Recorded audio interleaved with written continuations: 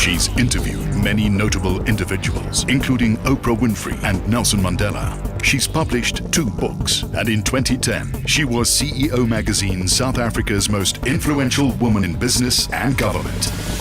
This week, Debora Patta will try to prove that she has what it takes to be the Friday stand-in. You haven't been on TV, local TV, for quite a while. What have you been up to? Mainly working internationally, working for CBS, which is based in New York, which has been really exciting. I've been loving that. And I've set up my own production company. So I'm experiencing the joy of autonomy. That's very interesting, but just at a personal level, how are the kids? Awesome. I've got a 14-year-old. When I was last at 702, I had just fallen pregnant. And now my little girl is 14 years old, and she shares a birthday with 702, and my youngest is 7. And it's unbelievable that you're going to be back as a stand-in, Friday stand-in on 702.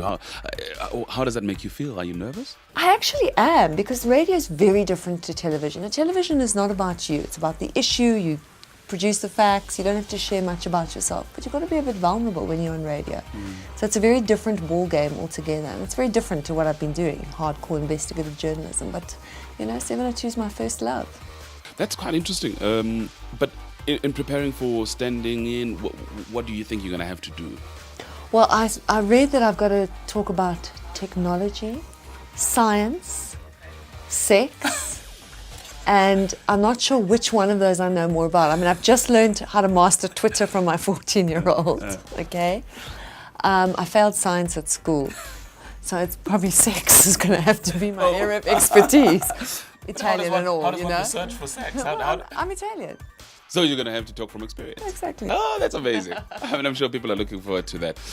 But just in terms of you as a person, where everyone knows you as an investigative journalist and so on, have you always wanted to be an investigative journalist? No, I actually wanted to be a diplomat. Clearly that didn't work out for me. I'm not known for my diplomacy. What happened? How did you get involved in investigative journalism? I heard 702. And I thought, wow, that is the most amazing place I've ever heard. I want to go and work there. So I applied for a job, and Chris Gibbons told me I didn't have a voice for radio, and I should go to print. And I said, no, I really think I can do this. And I badgered him and nagged him, and they gave me a chance, and then, you know, things just progressed from there. And through that, I developed a love for journalism and also investigating and asking difficult questions. I actually think all journalism, to some extent, is investigative. We should always be asking questions, just like you do. Difficult questions, though, those are the questions that you ask. And that's exactly why sometimes people think that Debora is just a difficult person because she asks these difficult questions. She possibly lives a difficult life. Just tell me about that.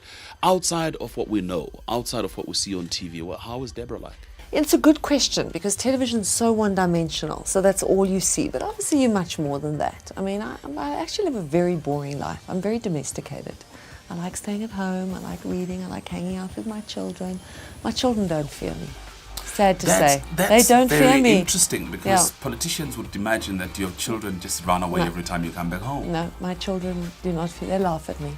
And my eldest is a teenager and she's just got her critical faculties. So she thinks I'm absurd and ridiculous and raises her eyebrows every time I open my mouth. I used to be all that, but now that she's a teenager, I am irrelevant. It's very sad. But the question then is, what happens? Do you consciously decide that, okay, I'm on TV now, I'm dealing with these matters, so this is the Debora that you're going to get?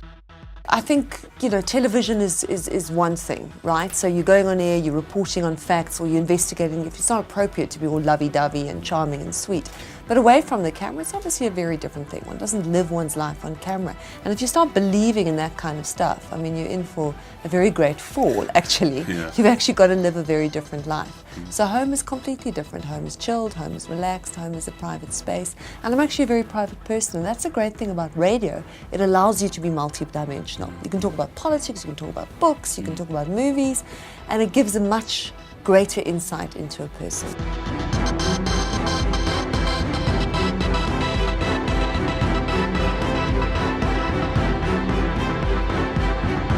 What do you promise 702 listeners when you come in as a stand-in? They'll see a different side of me, probably. They might actually even like me. You know, they could have respected me when I was on TV. I'm hoping some did, but they probably didn't like me that much or that often, and probably thought I was mean. And they'll see the other side. It's interesting. Does it bother you when some people don't like you? No, it doesn't. If you're out there to win favours, you're not going to be a good journalist. Nice But talking to you. I can always go up in people's estimation. That's a good thing. Yeah, yeah. Listen, looking forward to you standing in. Thank you. Looking forward to that Friday.